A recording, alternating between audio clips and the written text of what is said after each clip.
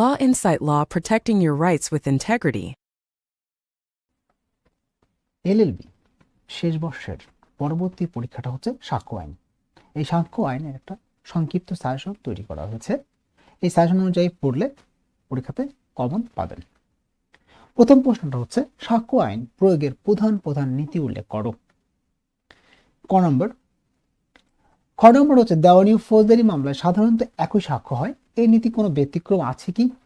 গ নম্বর আদালতের মামলায় কোন কোন ঘটনার উপর সাক্ষ্য দেয়া যায়?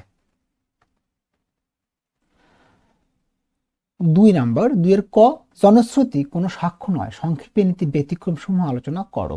2 খ হচ্ছে প্রশ্ন আইনসম্মত ও প্রাসঙ্গিক হওয়া সত্ত্বেও কখন সাক্ষীকে প্রশ্নের উত্তর দিতে বাধ্য করা যায় না?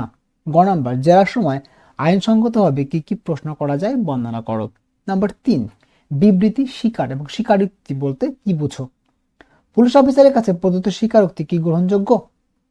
3 খ স্বীকার ও দোষ স্বীকারের মধ্যে পার্থক্য কি?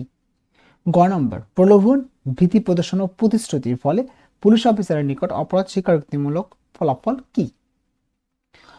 4 নম্বর সাক্ষ্য আইনে 1872 অনুযায়ী চরিত্র বলতে কি বোঝো? কখন দেওয়ানি ফৌজদারি মামলায় চরিত্র সংক্রান্ত সাক্ষ্য প্রাসঙ্গিক? পূর্ববর্তী দ্বন্দ্বাদেশ কি খারাপ চরিত্র সাক্ষ্য হিসেবে প্রাসঙ্গিক? আলোচনা করো।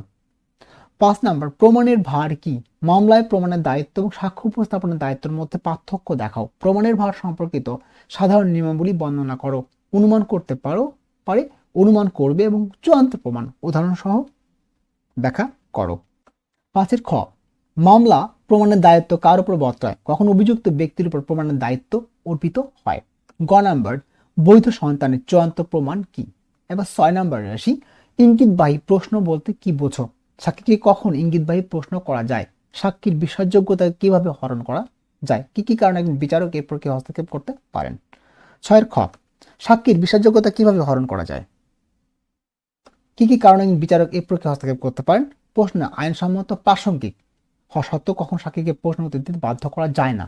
মানে এটা 6 কত যাওয়া আছে, ক্ষত প্রায় একদমই হুবহু, কিন্তু এই প্রশ্নটা এরকম ভাবে হতে পারে, সেজন্য দেখানো হচ্ছে যে দুটো এই প্রশ্নটারই 6 নাম্বার বা 5 নাম্বার বা 2 নাম্বারে যেখানে এই প্রশ্নটা থাকুক না কেন এই দুই রকম ভাবেই হওয়ার সম্ভাবনা রয়েছে। 7 নাম্বার অ্যাস্টপেল বলতে কি বোঝো? সাক্ষ্য আইনের 115 ধারার আলোকে প্রতিবন্ধকতা নীতি ব্যাখ্যা দাও। সাক্ষ্য আইনের প্রতিবন্ধকতা নীতির গুরুত্ব আলোচনা করো। অ্যাস্টপেলকে কি তুমি কিভাবে রেস জুডিকাটা থেকে পৃথক করবে? 7 নাম্বারে এই প্রশ্নটাই খুব মেবি মোস্ট ইম্পর্ট্যান্ট একটা প্রশ্ন। এই প্রশ্নটা এবার আসতে পারে, হয়তোবা আসবে। 8 নাম্বার সাক্ষ্য আইন অনুযায়ী সাক্ষ্য কি? বিচার কার্যের সাক্ষ্যের বিভিন্ন প্রকারভেদ কি কি? সাক্ষ্য আইনের প্রয়োগের প্রধান প্রধান নীতি উল্লেখ করো। 9 নাম্বার বৈ সাক্ষী বলতে কি বোঝো? কোনো পক্ষ কি তার নিজ সাক্ষীকে জেরা করতে পারে? এক্ষেত্রে কি কি পদ্ধতি অনুসরণ করতে হয়? বৈ সাক্ষী সাক্ষ্য মূল্যায়ন করো। দেওয়ানি ও ফৌজদারি মামলা সাধারণত একই সাক্ষ্য হয়, এই নীতির কোনো ব্যতিক্রম আছে কি? খুব মোস্ট ইম্পর্ট্যান্ট একটা প্রশ্ন, এটাও কিন্তু আসার মতোই।